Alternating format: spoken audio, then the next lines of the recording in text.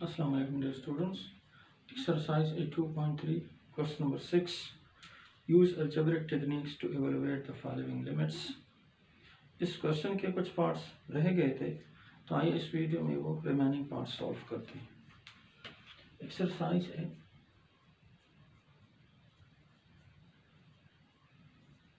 2.3 question number 6a. Use algebraic techniques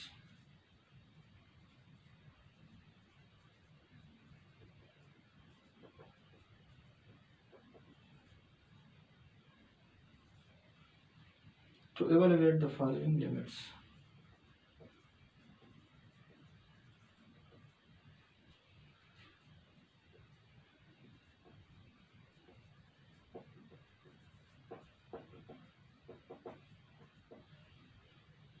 students part D पे आते हैं। कुछ पार्ट्स हम इससे पहले वीडियो में कर चुके हैं। इस लिमिट में हमारे पास वेरिएबल है theta that approach 0, variable theta approach 0, tan theta minus sin theta divided by sin cube theta.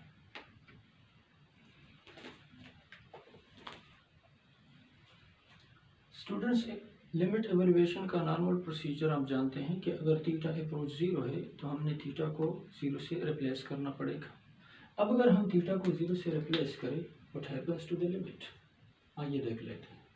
Theta approach 0 है तो मैं थीटा को 0 से बदल रहा हूँ, tan of 0 minus sine of 0 divided by, यहाँ से आएगा साइन क्यूब ऑफ 0। आप जानते हैं कि tan ऑफ 0 0 होता है, साइन ऑफ 0 भी 0 होता है, तो यहाँ साइन 0 0 होगा, 0 का क्यूब आ जाएगा। So tan 0 is equal to 0, sine 0 is equal to 0, और आप जानते हैं साइन 0 0 है, 0 का क्यूब ले ले तब भी 0 आता है। तो यहाँ से हमारे पास आएगा 0 डिवाइडेड बाय 0 फॉर्म, और आप इस फॉर्म के बारे में जानते हैं कि ये इनडिटरमिनेट फॉर्म है। तो इस किस्म के एलिमेंट को इवेल्युएट करने के लिए हमें एक्सप्रेशन को सिंप्लीफाई करना पड़ेगा। हमें पता है कि साइन जो है ये टेंजेंट जो है ये साइन डिवाइडेड बाय कॉस होता है, तो हम टेन को साइन बाय कॉस की शक्ल में लिख सकते हैं। This is theta approach 0। ये डिवीजन वाला जो साइन क्यूब है इसको मैं यहाँ अलग कर रहा हूँ, ये आएगा 1 divided by sine cube theta, और जो न्यूमरेटर है उसको मैं यहाँ लिख रहा हूँ। 10 है तो 10 को मैंने लिख दिया sine theta divided by cos theta, और माइनस साइन ऑफ थीटा, और डिवाइडेड बाय 1 हम इसको लिख सकते हैं। यहाँ पे हमने फ्रैक्शन का डिफरेंस लेना है, तो मैं एलसीएम लूँगा।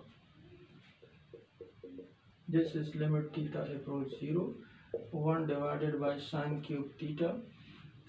स्टूडेंट्स, यहाँ से हम कॉस थीटा और 1 का एलसीएम चुनते हैं, तो कॉस थीटा 1 का एलसीएम हमारे पास कॉस थीटा आएगा।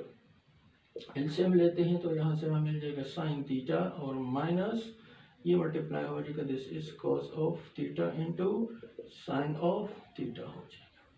अब आप न्यूमरेटर में देख रहे हैं कि दोनों जगहों पे साइन मौजूद है, तो इन दोनों से अगर हम साइन को कॉमन कर लें, so this equals limit theta approach 0, 1 divided by sine cube theta, और यहाँ से स्टूडेंट्स मैंने साइन ऑफ थीटा को कॉमन कर लिया, तो कॉमन करने के बाद यहाँ से 1 बचता है और यहाँ से minus cos theta, so this is 1 minus cos theta divided by cos of theta. Students, हम कैंसलेशन कर सकते हैं, ऊपर भी साइन आ रहा है, नीचे भी साइन क्यूब है, तो इस साइन के साथ अगर हम इसका क्यूब कैंसिल कर ले तो यहाँ साइन स्क्वायर थीटा आएगा। सो this is limit theta approach 0, 1 divided by sine square theta, and this is 1 minus cos theta divided by cos theta।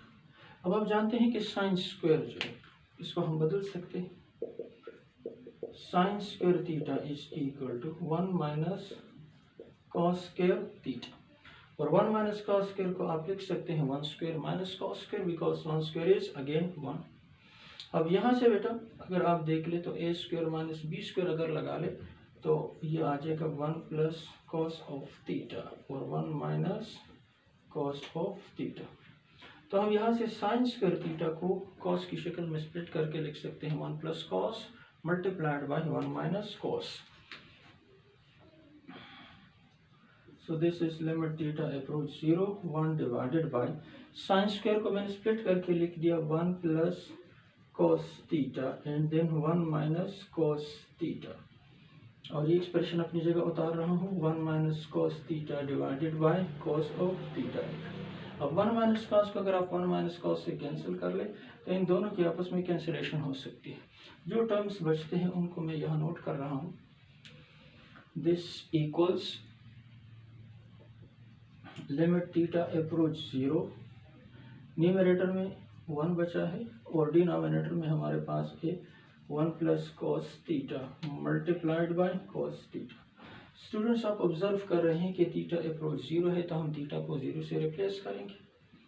तो this is 1 divided by 1 plus cos of 0 और यहाँ से आएगा कॉस ऑफ 0। लेकिन आप जानते हैं दिस इज कॉस ऑफ 0, आप जानते हैं कि कॉस ऑफ 0 जो है ये 1 के बराबर है। यहाँ भी कॉस 0 1 कर लो, यहाँ भी कॉस 0 1 कर लो। तो this is 1 divided by 1 plus 1 और यहाँ से भी आएगा 1 plus 1 equals to, so we have 1 divided by 2। तो जो गिवन लिमिट था जब हमने उसको एवेलुएट किया तो उसने आंसर 1 डिवाइडेड बाय 2 दिया। इसके बाद नेक्स्ट पार्ट पे आते हैं। दिस इज पार्ट ई। इसी क्वेश्चन का पार्ट ई देखते हैं। ये हमारे पास है limit n approach infinity 1 minus 1 divided by n whole power n। Student इस किस्म के लिमिट को एवेलुएट करने का बेहतर तरीका ये है कि हमें फार्मूले का पता हो। फार्मूला जो हम ऑलरेडी प्रूफ कर चुके हैं वो है limit n approach infinity 1 plus 1 divided by x whole power x is equal to Euler constant E। आइए पहले इसको नॉर्मल तरीके से एवेलुएट करके देख लेते हैं। हमारे पास है यहाँ से limit n approach infinity 1 minus 1 divided by n whole power n। Normal evaluation तरीका ये है कि अगर n अप्रोच इन्फिनिटी है तो हमें n को इन्फिनिटी से बदलना पड़ेगा। आइए n को इन्फिनिटी से बदल के देख लेते हैं। 1 minus 1 divided by infinity and power is infinity. आप जानते हैं 1 ओवर इन्फिनिटी 0 है, so this is 1 minus 0 whole power infinity, this becomes 1 power infinity. और हमने पढ़ा है कि 1 पावर इन्फिनिटी इनडिटर्मिनेट फॉर्म है, तो इस तरीके से हम लिमिट को एवेलुएट नहीं कर सकते। लेकिन यानी हमारे पास जो मौजूदा लिमिट है इसको इस तरीके से हम एवेलुएट नहीं कर सकते कि हम डायरेक्ट इनकी जगह इन्फिनिटी पुट कर लें और आंसर निकालें। तो हम अल्टरनेट मेथड का सोचेंगे जो मैंने एडवांस में बताया है कि इस किस्म के लिमिट के लिए हम ये वाला रिजल्ट यूज़ करेंगे। अब अगर आप इन दोनों को कंपेयर कर लें, ये फार्मूला जिसको हमने यहाँ यूज़ करना है और क्वेश्चन जो है, तो इन दोनों में जो मेन फ़र्क है वो ये है कि जो फार्मूला हम अप्लाई करने जा रहे हैं, जो रिजल्ट हम अप्लाई करने जा रहे हैं वहाँ पे पॉजिटिव साइन है और हमारे क्वेश्चन में नेगेटिव साइन है। तो ये पहले हम इस नेगेटिव का इलाज कर लेते हैं। So this can be written as limit n approach infinity. Students मैं इसको लिख सकता हूँ 1 plus minus 1 divided by n whole power n। यानी मैंने माइनस को 1 ओवर n के साथ लगा दी और बीच में प्लस साइन डाला, और ऐसा हम लिख सकते हैं क्योंकि हमें पता है minus into plus is again a minus. अब ज़रा इसके पैटर्न को देख लेते हैं कि किस वक्त हमारे पास लिमिट n अप्रोच इन्फिनिटी, ये x अप्रोच इन्फिनिटी क्योंकि हमने वेरिएबल x यूज किया है, कि कब हमारे पास इस किस्म के एक्सप्रेशन का आंसर e आएगा। तो स्टूडेंट्स यहाँ से ऑब्जर्व कर सकते हैं फर्स्ट टर्म हमारे पास है 1 और सेकेंड टर्म 1 और x है जिसका उलट हमारे पास पावर में मौजूद है। तो कहते हैं कि अगर x अप्रोच इन्फिनिटी हो, फर्स्ट टर्म 1 हो और सेकेंड टर्म का उलट पावर में हो तो आंसर ऑयलर कांस्टेंट e आएगा। फिर से देख ले, x अप्रोच इन्फिनिटी है, फर्स्ट टर्म 1 है और सेकेंड टर्म का उलट पावर में है तो आंसर हमारे पास e आएगा। यहाँ से हम देखते हैं कि n अप्रोच इन्फिनिटी है, चलो ठीक है x की जगह n यूज हुआ, फर्स्ट टर्म 1 है, सेकेंड टर्म का पावर सेकेंड टर्म का उलट पावर में होना चाहिए। सेकेंड टर्म -1 ओवर n है, इसका उलट होता है -n, तो हमें पावर में -n चाहिए। अब पावर में माइनस n लाने के लिए हम माइनस से मल्टीप्लाई और डिवाइड कर सकते हैं, तो हम इसको यूँ भी लिख सकते हैं कि this equals limit n approach infinity 1 plus -1 divided by n whole power minus n, एक माइनस यहाँ मल्टीप्लाई कर दिया और एक माइनस मैंने यहाँ मल्टीप्लाई कर दिया -1 की शक्ल में, क्योंकि आपको पता है पावर पावर से मल्टीप्लाई होता है, तो अगर ये -1 में -n से मल्टीप्लाई करो तो दोबारा मैं आंसर +n देता है। अब स्टूडेंट हमारा ये वाला जो लिमिट है ये इस पैटर्न पे आए कि फर्स्ट टर्म 1 हो, सेकंड टर्म का उलट पावर में मौजूद हो, तो इस लिमिट का आंसर हमारे पास आइदर कांस्टेंट e हो जाएगा। So according to that result ये लिमिट जब हम इवेलुएट करेंगे तो इसका आंसर e आएगा और ऊपर पावर -1 है जिसको हम लिख सकते हैं 1 डिवाइडेड बाय e की शक्ल में। पार्ट f भी इससे जुड़ा हुआ है, तो आइए पार्ट f देखते हैं। ये हमारे पास है limit x approach 0 1 plus 2x square whole power 1 divided by x square. तो स्टूडेंट्स हमने जो ऊपर फार्मूला पढ़ा, जो रिजल्ट पढ़ा, हमने अपने क्वेश्चन को उसके ढांचे में डालना है। ये कहता है पहले टर्म 1 हो, दूसरे का उलट पावर में मौजूद हो, तो लिमिट कितना होगा e होगा। यहाँ पहला टर्म 1 है और दूसरे का उलट हमें पावर में चाहिए। पावर में क्या है 1 डिवाइड बाय x स्क्वायर, तो हमें क्या चाहिए 1 डिवाइडेड बाय 2x स्क्वायर। तो हमने इस क्वेश्चन को भी उस पैटर्न में लाना है। आइए पहले नॉर्मल रूटीन ऑफ लिमिट से इवैल्यूएट करते हैं, देखते हैं कौन सा फॉर्म बनता है। ये कहता है x अप्रोच 0, तो हमने x को 0 से बदलना है। ये आएगा 1 प्लस 2, x की जगह 0 डाला, 0 का स्क्वायर 0 है, और पावर में x की जगह 0 डाला, 0 का स्क्वायर 0 है, तो यह होगा 1 डिवाइडेड बाय 0।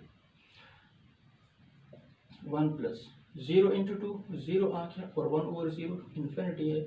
यहाँ फिर से हमारे पास 1 पावर इन्फिनिटी आ गया, जिसको आप जानते हैं इनडिटरमिनेट फॉर्म। तब हमने क्या करना है, हमने ये वाला सवाल उस पैटर्न से सॉल्व करना है कि पहले टर्म 1 हो और दूसरे का उलट पावर में मौजूद हो। आप यहाँ से देखते हैं कि दूसरा टर्म है 2x स्क्वायर, तो हमें पावर में उसका उलट यानी 1 डिवाइडेड बाय 2x स्क्वायर चाहिए। तो इसको हासिल करने के लिए हम पावर में 2 मल्टीप्लाई करते हैं और 2 डिवाइड करते हैं। तो ये मेरे पास आ जाएगा limit x approach 0 1 plus 2x square, ये है 1 डिवाइडेड बाय x स्क्वायर। यहाँ पे मैंने 2 से मल्टीप्लाई कर दिया और 2 से डिवाइड कर दिया। अब इस तरह करते हैं कि ये डिवीजन वाला 2 जो है इसको जाके x स्क्वायर के साथ लगाते हैं, तो ये डिवीजन वाला 2 x स्क्वायर के साथ लग जाएगा और ऊपर का जो 2 है ये बच जाएगा न्यूमरेटर वाला। तो ये बनता है हमारे पास limit x approach 0 1 plus 2x square, और डिनोमिनेटर का 2 मैंने x स्क्वायर के साथ मल्टीप्लाई कर दिया, तो ये 1 डिवाइडेड बाय 2x स्क्वायर आ गया और होल पावर 2 के बराबर है। अब स्टूडेंट्स यहाँ से आप ऑब्जर्व करते हैं कि पहला टर्म 1 है और दूसरे टर्म का उलट पावर में मौजूद है। तो जब पहला टर्म 1 हो और दूसरे का उलट पावर में मौजूद हो तो लिमिट आयलर कांस्टेंट e के बराबर हो जाएगा। सो ये आयलर कांस्टेंट e हो गया और ऊपर उसका स्क्वायर आता है। तो इस क्वेश्चन में हमारे पास जो लिमिट है ये आ गया e स्क्वायर। Thank you.